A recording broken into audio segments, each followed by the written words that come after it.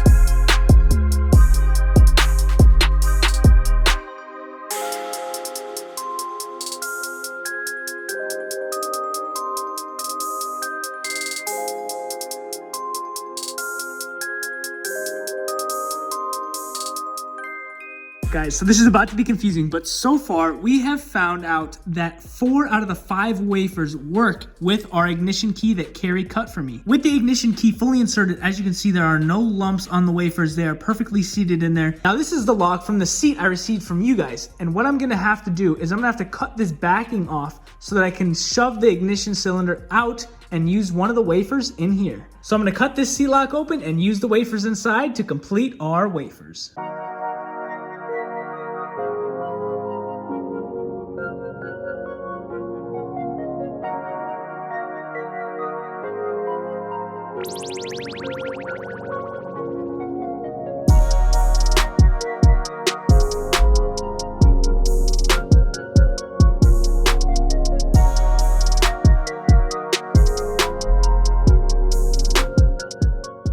There are 4 types of wafers: 1s, 2s, 3s, and 4s. The tops are all a little bit different in size. Unfortunately, I am in need of 2 more 4 wafers, but I think I'm just gonna end up running 4 wafers on the lock. And once again, big shout out to Cary from American Key Supply. He's helping me out over text. It's awesome. This is a lot of fun. Let's put the rear of the bike back together.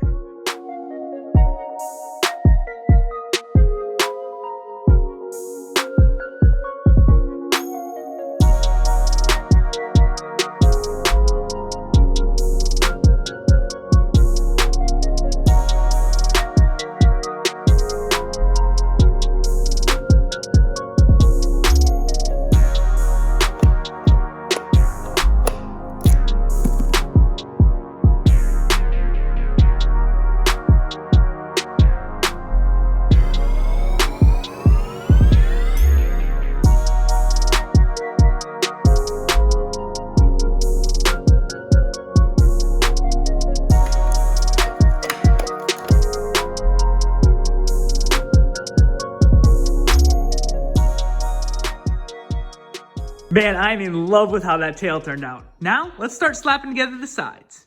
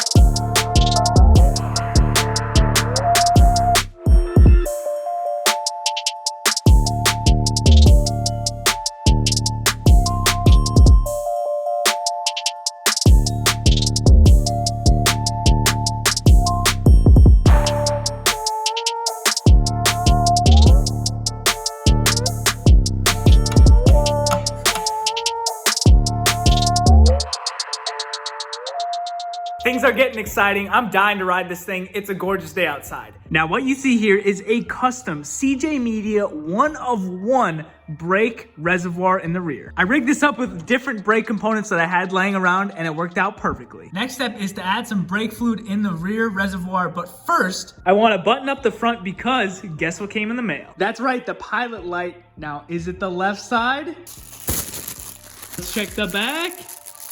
Left side, baby. Let's put it on. Now something pretty cool I realized about this is there's only one connector for both the pilot lights in the front because this connector on the harness connects to the left side pilot light, and then from there it actually shares the power from the left side to the right side, and this plugs into the right side pilot light. All right, let's get this thing looking right.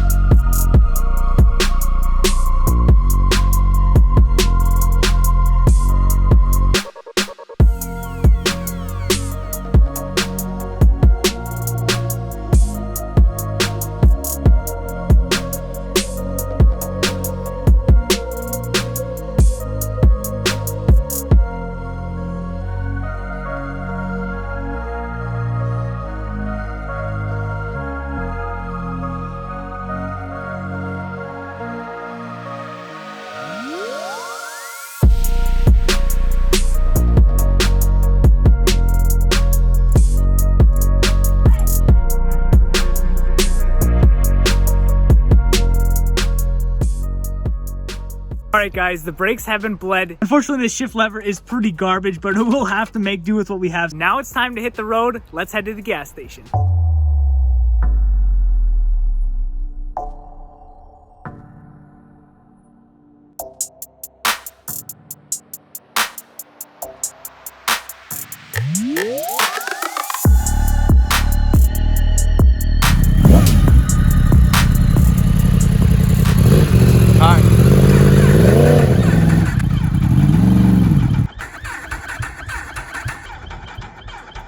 Sounds amazing. Sounds amazing. Unbelievable.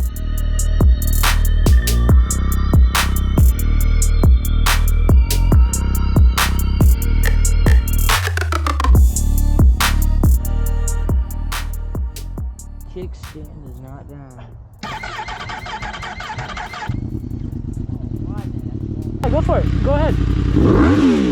Holy crap, that's loud. What? Go again, go again.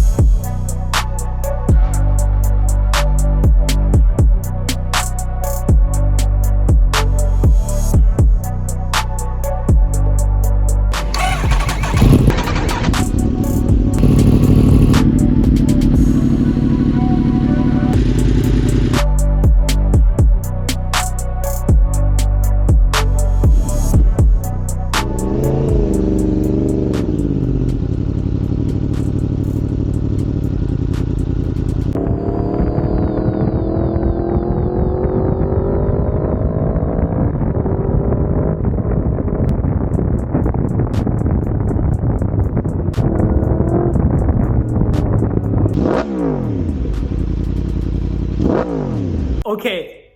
That was sweet. Man, it was spitting some flames as you saw in those videos. When I said I was waiting on some key components, I mean these components right here, but I had to jimmy rig something. The hardest part about the ride was actually this piece of garbage. But now let's open the rest of the carbon and finish assembling the front of the bike.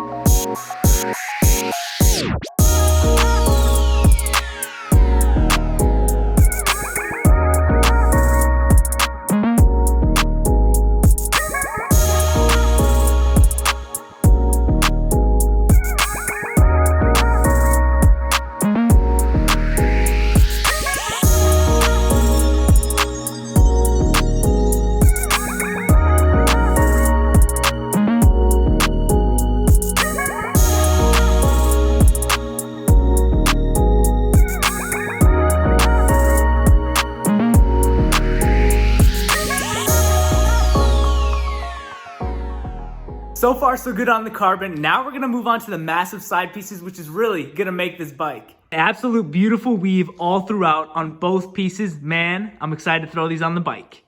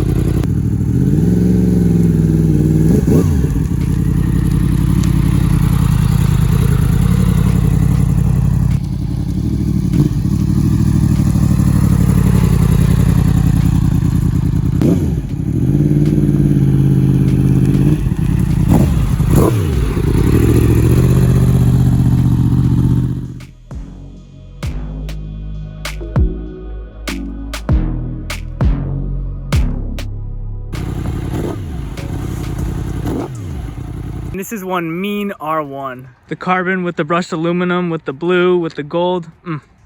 Beautiful. I'm so ready to shoot some more flames and take you guys on some more rides. We'll catch you in the next one. See ya.